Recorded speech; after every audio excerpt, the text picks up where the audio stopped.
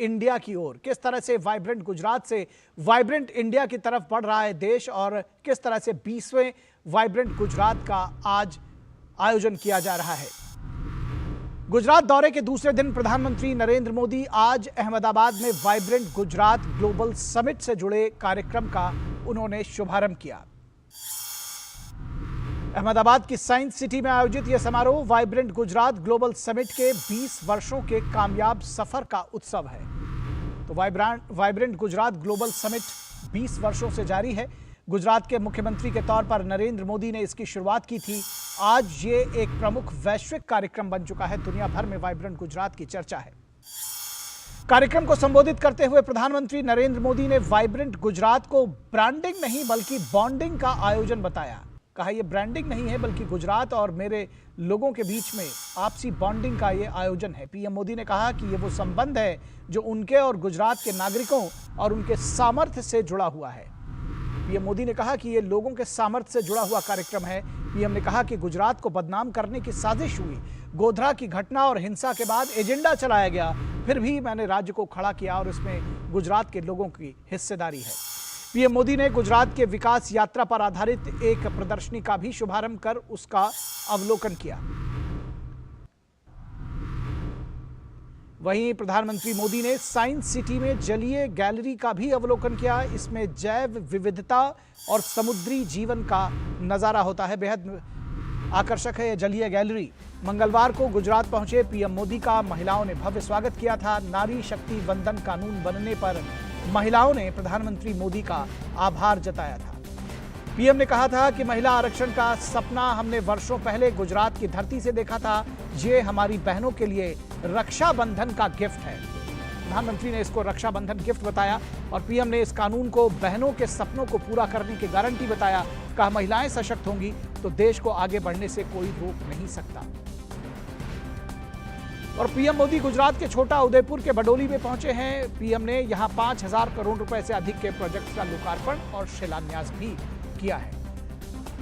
तो प्रधानमंत्री की ये योजनाएं बेहद महत्वपूर्ण है। Vibrant Gujarat summit global summit जो है वो भी बेहद महत्वपूर्ण है और प्रधानमंत्री ने इस अवसर पर क्या कुछ कहा ये भी आपको बताते हैं। पीएम ने कहा कि जिस समय वाइब्रेंट गुजरात पहल हुई तब उनके पास मुख्यमंत्री के तौर पर भले ही ज्यादा अनुभव नहीं था, लेकिन उन्हें गुजरात के लोगों पर अटूट भरोसा था।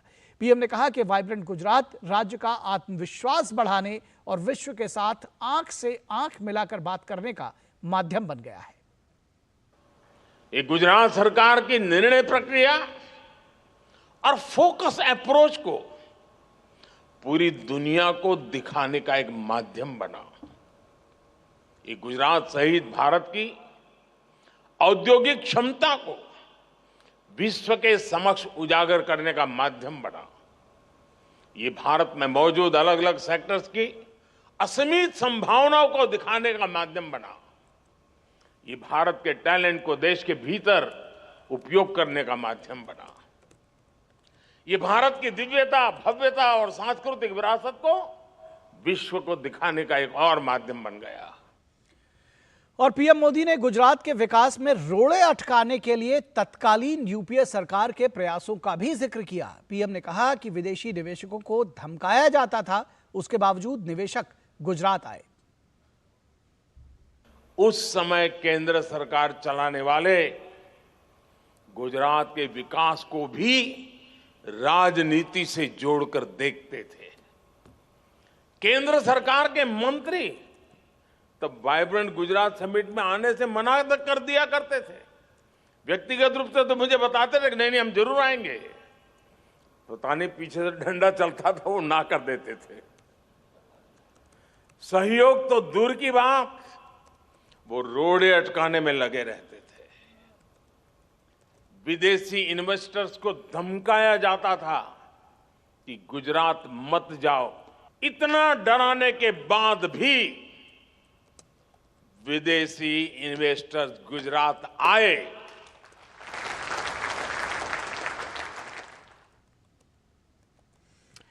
और इस पूरी खबर पर बातचीत करने के लिए हमारे साथ हमारी संवाददाता मेघना देव इस वक्त गुजरात से जुड़ रही हैं। मेघना, क्या कुछ जानकारी आप देंगी, किस तरह से इस वाइब्रेंट गुजरात के बारे में बताएंगी, और ये भी बताइए कि किस तरह से वाइब्रेंट गुजरात से हम वाइब्रेंट इंडिया की तरफ बढ़ रहे हैं। बिल्कुल, देखिए, जब प्रधानमंत्री नरेंद्र मोदी ने आज लोगों को एड्रेस किया, यहाँ पर संबोधित किया, उन्होंने इस बात को कहा कि वो अपने पुराने दिनों में वापस जा रहे हैं। उनकी पुरानी यादें ताज़ा हो गई, जब 2003 में टाउन हॉल में कार्यक्रम होता था, या उसके बाद अगर हम देखें तो एक टेम्पररी तंबू लगाकर ये कार्यक्रम किया जाता था। और आज ये कार्यक्रम का जो स्तर है, भव्य है, बेहद भव्य है। हजारों की संख्या में लोग आते हैं। कहाँ 300-400 लोग आया करते थे डेलीगेट्स जब शुरुआत हुई थी वाइब्रेंट गुजरात ग्लोबल समिट की। उसके बाद हजारों की संख्या में लोग आते हैं। 40,000 के आसपास डेलीगेट्स अगर हम देखें तो तकरीबन आते हैं, अगर हम लास्ट समिट के हिसाब से देखें तो। और 130 देशों से भी अधिक देशों से लोग यहाँ पर आते हैं, डेलीगेट्स यहाँ पर आते हैं। इंडस्ट्री प्लेयर्स की बात करें, बिजनेसमैन की बात करें, तो किस तरीके से इसका इवोल्यूशन हुआ है, 2003 से अब तक का जो सफर रहा है, उसको प्रधानमंत्री नरेंद्र मोदी ने अपने आज के संबोधन में उसकी झलक नजर आई कि किस तरीके से इसे किया है। इमेजिनेशन और इम्प्लीमेंटेशन की बात की, लेकिन उसके साथ ही कुछ अड़चनों की भी बात की। यहाँ पर निखिल, जब प्रधानमंत्री नरेंद्र मोदी ने कहा कि किस तरीके से उस समय की केंद्र सरकार ने क्या अड़चने डाली, या हम कह सकते हैं कि गुजरात के जो ये कार्यक्रम था उसके लिए किस तरीके से सपोर्टिव नहीं रहे, या फिर जो केंद्रीय मंत्री थे या दूसरे जो मंत्री थे वो आना नहीं चाहते थे इस कार्यक्रम में, तो वो एक बड़ा ये इस चीज को भी उन्होंने हाईलाइट किया कि किस तरीके से भले केंद्र सरकार इसके लिए सपोर्टिव नहीं थी, इसका समर्थन नहीं कर रही थी, या इसको आगे नहीं पुश दे रही थी। कई अगर हम देखें तो बाहर के जो बिजनेसमैन थे वो भी आने में हिचकिचाते थे। उसके बावजूद जिस मुकाम पर, अगर हम कहें जिस बड़े स्केल पर इस कार्यक्रम को अब हम देखते हैं होते हुए, हर 2 साल के अंतराल में कार्यक्रम होता है, वो देखते ही बनता है और वो एक सक्सेस का एक लैंडमार्क बन चुका है। उसके अलावा इसको देख के ही कई राज्यों ने भी इस तरह के इन्वेस्टर समिट्स की शुरुआत की। ये इन्वेस्टर समिट जो है, अगर हम देखें तो ग्लोबल समिट जो है, वो एक तरीके से इंस्पिरेशन बना, प्रेरणा बना कि और भी राज्य इसे इम्प्लीमेंट कर सके। ग्लोबल और नेशनल जो लीडर्स हैं, इंडस्ट्री प्लेयर्स हैं, उनको इनवाइट करें और एक शोकेस करें अपने राज्य के बारे में कि हम क्या दे सकते हैं आपको उद्योग के मामले में, व्यापार के मामले में, इन्वेस्टमेंट्स के लिए क्या स्कोप है उसके बारे में। जी बिल्कुल, इस यात्रा को किस तरह से आगे बढ़ाया जा रहा है और पूरे देश में इसका एक प्रसार करने की भी बात कही जा रही है, कैसे ये संभव होगा? और साथ में ख़ास तौर पर इस बात को यहाँ बता देना ज़रूरी होगा कि प्रधानमंत्री बार बार कहते रहे कि गुजरात के लोगों पर उनको पूरा भरोसा था।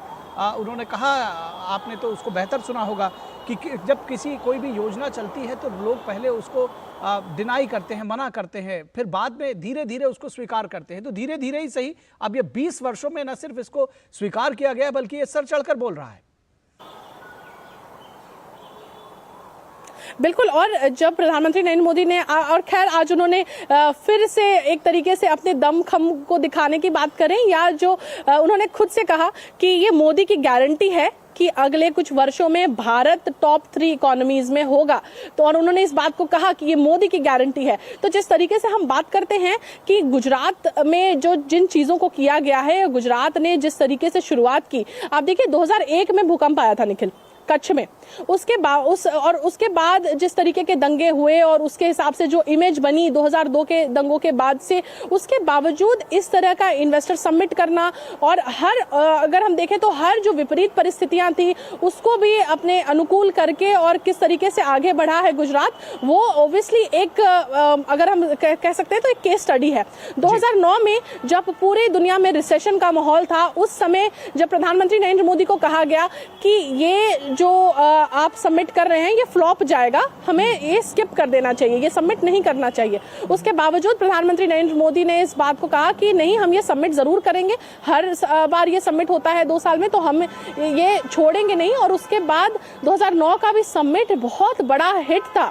दुनिया में रिसेशन था लेकिन सबमिट बहुत हिट था। आगे की अगर हम बात करें 2024 में 10 से 12 जनवरी तक ये समिट होने वाला है और इस बार थीम है गेटवे टू द फ्यूचर। भविष्य में और क्या संभावनाएं हैं, क्या कुछ किया जा सकता है और ना केवल गुजरात के पर्सपेक्टिव से आसपास के राज्यों को, देश के और भी अन्य राज्यों को क्या बेनिफिट मिल सकता है, ग्लोबली हम क्या बेनिफिट देखते हैं, किस तरीके से इंडस्ट्री प्लेयर्स के साथ काम कर सकते हैं, इन्वेस्टमेंट्स की बात करें, स्ट्रेटेजिक पार्टनरशिप्स की बात करें, ग्रोथ डेवलपमेंट की बात करें, सस्टेनेबल डेवलपमेंट की बात करें, ये इन सब चीजों पर बेशक फोकस रहेगा। और नए सेक्टर्स पे काफी ज्यादा फोकस निखिल देखने मिल सकता है, जैसे सेमीकंडक्टर्स का सेक्टर है, जैसे एआई का सेक्टर है, जैसे ग्रीन टेक्नोलॉजी का सेक्टर है और उसके साथ ही हम बात करें फूड प्रोसेसिंग का सेक्टर है, एग्रीटेक एक नया सेक्टर है जिसमें बहुत ज्यादा फोकस है।